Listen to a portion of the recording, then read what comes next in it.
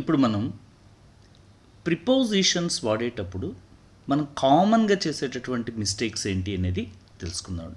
మొదటిది between, among.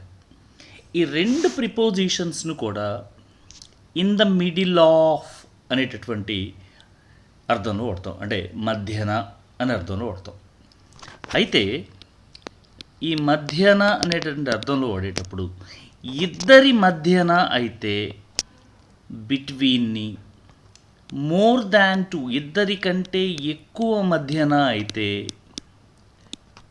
అమాంగ్ని వాడాలి. అంటే ఇక్కడ ఇద్దరి మధ్య అంటే బిట్వీన్, ఇద్దరికంటే ఎక్కువ మధ్యన అంటే అమాంగ్.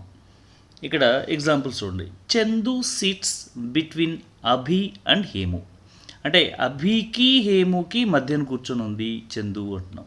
అంటే ఇద్దరి మధ్యన కాబట్టి ఏంటి, బిట్వీన్ ఈజ్ రైట్. అలాగే Chandu sits among her classmates. Chandu వాళ్ళ క్లాస్మేట్స్ మధ్యన కూర్చొని ఉంది. ఇట్స్ ఎ గ్రూప్ అండి. కాబట్టి ఒక గ్రూప్ మధ్యన అన్నప్పుడు అమాంగ్ వాడుకోవాలి. ఇది ఫస్ట్ కామన్ మిస్టేక్ అండి. నెక్స్ట్ బిసైడ్, బిసైడ్స్ అండి. ఈ రెండు మనకి ఒకే రకమైనటువంటి వర్డ్స్లా కనిపిస్తాయండి. అయితే బిసైడ్ని by the side of something or someone, అంటే ప్రక్కన అనేటటువంటి అర్థంలో వాడుతుంది. ప్రక్కన. అయితే ఈ బిసైడ్స్ని ఇన్ అడిషన్ టు, అంటే దానితో పాటుగా అనేటటువంటి అర్థంలో వాడటం జరుగుతుందండి. ఓకే, రెండు క్వైట్ డిఫరెంట్ మీనింగ్స్ని క్యారీ చేస్తాయండి. Rahul is standing beside Ramitha. Rahul Ramitha పక్కన నుంచుని ఉన్నాడు. ప్రక్కన అంటే బిసైడ్.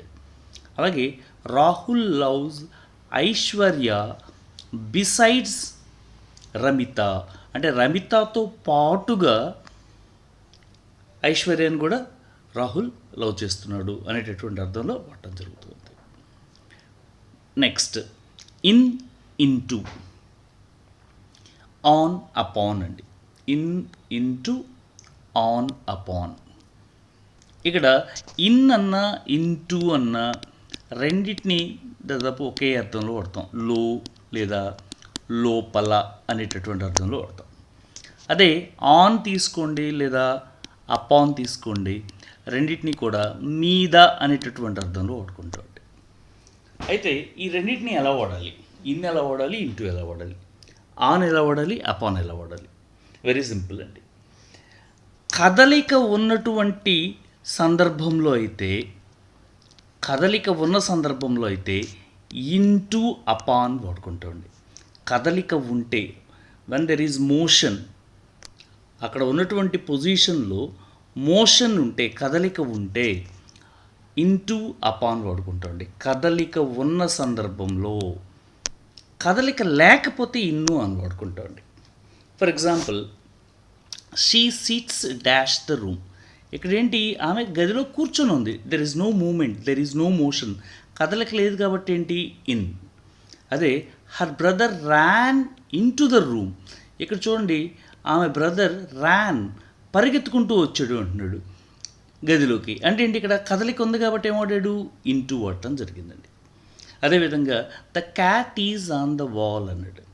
పిల్లి గోడ మీద ఉంది అన్నాడు. అంటే ఏంటి, ఇక్కడ గోడ మీద ఉంది అంటున్నాడు తప్పితే కదలిక చూపించట్లా, మోషన్ లేదు కాబట్టి ఆన్. అలాగే కాకుండా the cat jumped upon the wall అన్నాడు. అంటే ఏంటి, ఇక్కడ జంప్డ్ అనే కదలిక ఉందండి కాబట్టి అపాన్ అనేటటువంటిది వాడటం జరిగింది. ఓకే, నెక్స్ట్ ఈ రెండింటిని కన్ఫ్యూజ్ అవుతూ ఉంటామండి. Next two words. టూ అనేది in the direction of a particular location అనే అర్థంలో. అదే టూ వర్డ్స్ని ఇన్ ద డైరెక్షన్ ఆఫ్ అనే అర్థంలో వాడతాం. అంటే ఇంకా క్లియర్గా చెప్పాలంటే, మన టూని వాడినప్పుడు మన గమ్యాన్ని సూచిస్తుందండి. మనం ఎక్కడికి వెళ్తున్నామో ఆ ప్లేస్ని సూచిస్తూ ఉంటే టూ. మనం ఎటువైపు వెళ్తున్నామో ఆ ఏరియాని చూపిస్తూ ఉంటే టూ వర్డ్స్ చెప్పడం జరుగుతూ ఉంటుంది. ఇప్పుడు ఫర్ ఎగ్జాంపుల్, నేను మార్కెట్కి వెళుతున్నాను అని చెప్పాను అనుకోండి, I'm going to the market, అంటే మై డెస్టినేషన్ ఈజ్ మార్కెట్. అలా కాకుండా నేను మార్కెట్ వైపుకి వెళ్తున్నాను అని అనుకోండి, అప్పుడు ఐఎమ్ గోయింగ్ టువర్డ్స్ మార్కెట్. అది టూకి టువర్డ్స్కి ఉన్నటువంటి తేడా. ఇక్కడ ఎగ్జాంపుల్స్ చూడండి. Abby strode towards the library, Chandu is walking to the library. చూడండి, ఇక్కడ లైబ్రరీకి వెళ్తున్నటువంటి వ్యక్తి ఎవరండి? చందు. అభి ఏం చేస్తున్నాడు? లైబ్రరీ వైపు వెళ్తున్నాడు తప్పితే హిస్ డెస్టినేషన్, అతని గమ్యం లైబ్రరీ కాదు. With, by. విత్ని ఇన్స్ట్రుమెంట్స్ తోటి, అంటే లైఫ్లెస్ ఇన్స్ట్రుమెంట్స్ తోటి, బైని లివింగ్ పర్సన్ ఆర్ ఏజెంట్ తోటి వాడతారు. అంటే దీన్ని కనుక విత్ కానీ బై కానీ రెండింటిని కూడా చేత లేదా తో అనేటటువంటి మీనింగ్లో వాడుకుంటాం. అయితే విత్నేమో థింగ్స్ తోటి వాడుకుంటామండి, థింగ్స్తో వాడుకుంటాం. అదే బైని వచ్చేసేసి పర్సన్స్తో వాడుకుంటాం. Okay. The letter was written with a pen. పెన్తో వ్రాయబడింది. పెన్ థింగ్ కాబట్టి ఏంటి? With. The letter was written by Ram. Ram person కాబట్టి బై వాడేవండి. ఓకే. Next for, during. ఇవి రెండు ఆల్రెడీ చెప్పుకున్నామండి. రెండు కూడా పీరియడ్ ఆఫ్ టైంని చెప్తాయండి. ఫర్ కూడా పీరియడ్ ఆఫ్ టైమే, డ్యూరింగ్ కూడా అదే అండి. అయితే ఫర్ని ఇండెఫినెట్ పీరియడ్ ఆఫ్ టైం తెలియజేయడానికి, డ్యూరింగ్ని డెఫినెట్ అంటే స్పెసిఫిక్ పీరియడ్ ఆఫ్ టైంని తెలియజేయడానికి వాడుతామండి. ఇప్పుడు ఫర్ ఎగ్జాంపుల్ 10 days అన్నాం అనుకోండి, ఇది ఒక పీరియడ్ ఆఫ్ టైం. ఇప్పుడు సమ్మర్ హాలిడేస్ అన్నాం అనుకోండి,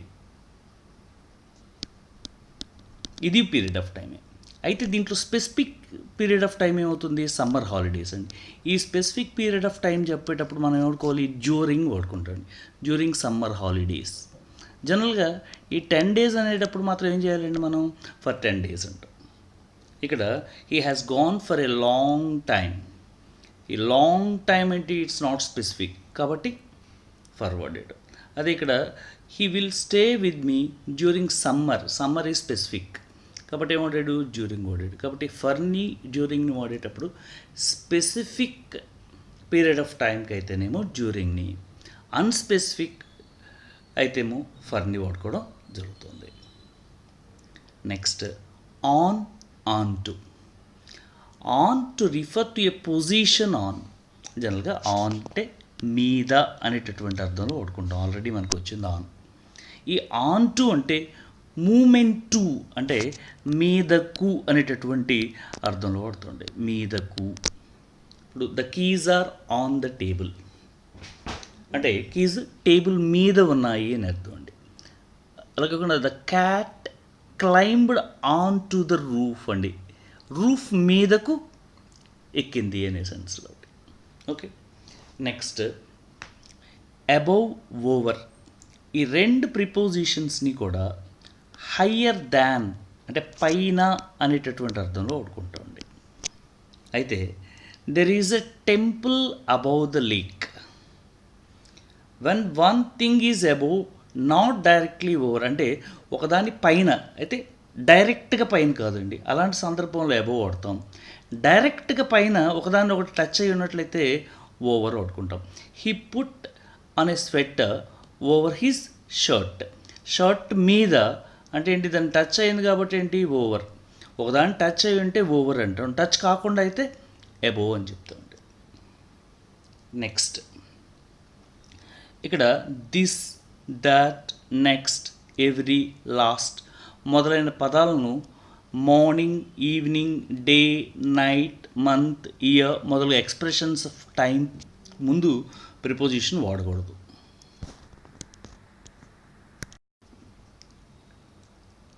ఇక్కడ this morning, that evening, next day or every night are last month or this year, that year ఇలాంటి ఎక్స్ప్రెషన్స్కి ముందు ఎలాంటి ప్రిపోజిషన్ వాడకూడదండి. ఆ ప్రిపోజిషన్ ఏదైనా వాడితే దాన్ని కామన్ ఎర్రర్గా ట్రీట్ చేస్తాం. హీ వెంట్ దిస్ మార్నింగ్ అంతే. దాని ముందు ఏ ప్రిపోజిషన్ ఉండకూడదండి, బికాస్ దిస్ మార్నింగ్ కాబట్టి. అలాగే he met me last evening, ఇక్కడ కూడా నో ప్రిపోజిషన్ అండి, లాస్ట్ ఈవినింగ్ కాబట్టి. So it's very important rule అండి, జాగ్రత్తగా గుర్తుపెట్టుకోవాలి ఈ రూల్ని. Next, no preposition before the words like home, upstairs, downstairs, downtown ఇలాంటి వర్డ్స్ వాడితే ఈ వర్డ్స్కి ముందు నో ప్రిపోజిషన్, ఏ ప్రిపోజిషన్ వాడండి. She went home, that's it. My brother lives upstairs, that's it. No preposition, ఇక్కడ ఏ ప్రిపోజిషన్ వాడండి. Next last one, some verbs are normally followed by direct objects without prepositions. వీటి తర్వాత ప్రిపోజిషన్ వాడమండి. Discuss, describe, order, enter, join, marry, lack, resemble, approach. These verbs don't take preposition, preposition తీసుకోదండి. దీని తర్వాత direct object వస్తే preposition రాదు. We discussed the problem, జనరల్గా మనం ఏం చెప్తామంటే we discussed about the problem అని చెప్తూ ఉంటాం. ఇక్కడ ఏ ప్రిపోజిషన్ రాదండి, అలా ప్రిపోజిషన్ వాడితే it's common error. She entered the room, చాలామంది ఏం చెప్తారంటే she entered into the room అని చెప్తామండి, అది తప్పండి. Okay, she entered the room. Next, we ordered for tea అంటారండి, వీ ఆర్డర్డ్ ఫర్ టీ అంటారు, తప్పది. వీ ఆర్డర్డ్ ఫర్ టీ అని రాసామనుకోండి, ఇట్స్ రాంగ్. ఎందుకని wrong? We cannot use preposition, for preposition వాడకూడదు. Okay, thank you. ఈ ప్రిపోజిషన్ అనే chapter అయిపోయిందండి. దీనికి ఎక్సర్సైజ్కి మరో వీడియో చేస్తానండి. ఆ వీడియోలో దీన్ని ఇప్పటివరకు మనం ఏ ప్రిపోజిషన్స్ అయితే నేర్చుకున్నామో వాటికి సంబంధించినటువంటి ఎక్సర్సైజెస్ ఉంటాయి, ఆ వీడియోని కూడా చూడండి. మీరు ఇప్పటివరకు ఈ ఛానల్ సబ్స్క్రైబ్ చేసుకోకపోయినట్లయితే సబ్స్క్రైబ్ చేసుకోండి. Thank you.